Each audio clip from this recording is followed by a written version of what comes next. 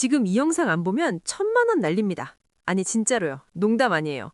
정부가 미쳤어요 완전히. 서학개미한테 돈을 뿌리기 시작했죠. 해외 주식 팔고 국내로 돌아오면 세금을 안 받겠다는 겁니다. 5천만 원까지요. 근데 이게 언제까지냐? 그게 문제죠. 2026년 1분기까지만 100% 면제예요. 그 다음엔 80%, 50%로 떨어지죠. 시간이 지날수록 혜택은 줄어들고 당신만 손해보는 겁니다. 자, 여기서 계산 한번 해볼까요? 해외 주식으로 5천만 원 벌었다고 가정해봅시다. 원래대로면 양도소득세 22%, 1,100만 원을 세금으로 내야 하죠. 그런데 지금 정부가 뭐래요? 2026년 1분기까지 팔면 2,100만 원을 한 푼도 안 내도 된다는 겁니다. 1,100만 원이에요, 1,100만 원. 이게 작은 돈인가요? 그런데 2분기에 팔면 220만 원 내야 하고요. 하반기에 팔면 550만 원 냅니다. 똑같은 주식 파는 건데 언제 파느냐에 따라 500만 원 이상 차이가 나는 거예요. 정부가 왜 이러는지 아세요? 원달러 환율 봤죠? 1,500원 찍을 뻔했어요. 완전 패닉 상태였죠. 외환 시장이 무너지기 직전이었던 겁니다. 그래서 정부가 급하게 꺼낸 카드가 바로 이거예요. RIA 제도. 국내 시장 복귀 계좌, RIA. 이름은 거창한데 내용은 간단하죠. 해외 주식 팔아서 국내 주식 사면 세금 깎아준다. 그것도 최대 100%까지요. 근데 여기 함정이 있어요. 첫 번째, 1년 이상 보유해야 한다는 조건이죠. 국내 주식이나 펀드를 1년 동안 묵혀둬야 이 혜택을 받는 겁니다. 중간에 팔면 받았던 세금 감면 혜택 다 토해내야 하고요. 추가로 이자까지 물어야 하죠. 두 번째, 2025년 12월 23일 기준으로 보유한 해외 주식만 해당돼요. 그 이후에 산 주식은 해당 안 됩니다. 이미 늦었다는 얘기죠. 세 번째, 5천만 원 한도예요. 그 이상 번 사람들은 초과분에 대해선 해금 그대로 내야 하죠. 그래도요, 이 정도 혜택은 역대급입니다. 정부가 이렇게까지 나선 적이 없었어요. 외환 시장이 그만큼 심각하다는 방증이죠. 달러가 필요한 겁니다. 지금 당장. 그래서 서학개미들한테 당근을 던진 거예요. 실제로 어떻게 하는 건지 궁금하시죠? 첫 번째, 증권사 가서 RIA 계좌 개설하세요. 앱으로도 되고 지점 방문해도 되고요. 두 번째, 보유 중인 해외 주식을 이 계좌로 이체합니다. 그리고 매도하는 거죠. 세 번째, 매도 대금을 원화로 환전해요. 이게 핵심이에요. 달러를 원화로 바꿔야 한다는 거.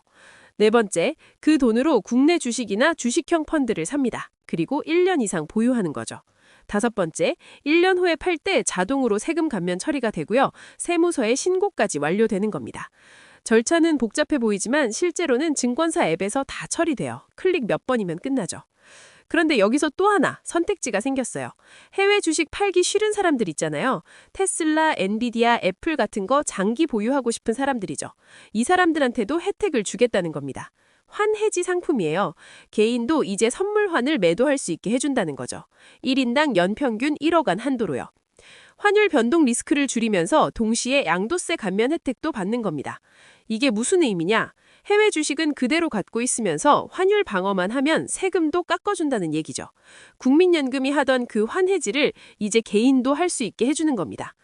근데 솔직히 말할게요. 정부 입장에선 이건 도박이에요. 서학개미들이 정말로 돌아올까? 환율이 안정될까? 아무도 장담 못하죠. 그만큼 절박하다는 겁니다. 올해 10월까지 데이터 보면요. 내국인의 해외 주식 투자가 외국인의 국내 주식 투자보다 2.6배 많았어요. 돈이 빠져나가고 있다는 얘기죠. 계속. 이 흐름을 막으려고 정부가 전례 없는 세금 폭탄을 터뜨린 겁니다. 아니, 세금 면제 폭탄이라고 해야 하나요?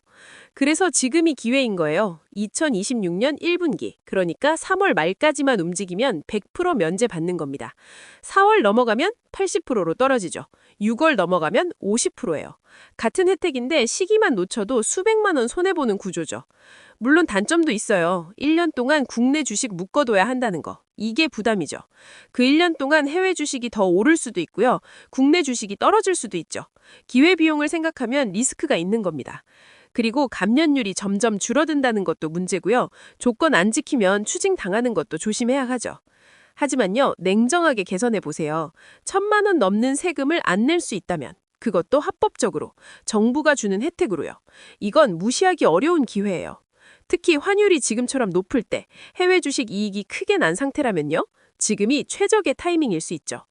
정리하면 이겁니다. 5천만 원까지 해외 주식 양도세 면제, 2026년 1분기까지 100%, RIA 계좌 만들고 해외 주식 팔고 국내 주식 사고 1년 보유하면 끝이에요.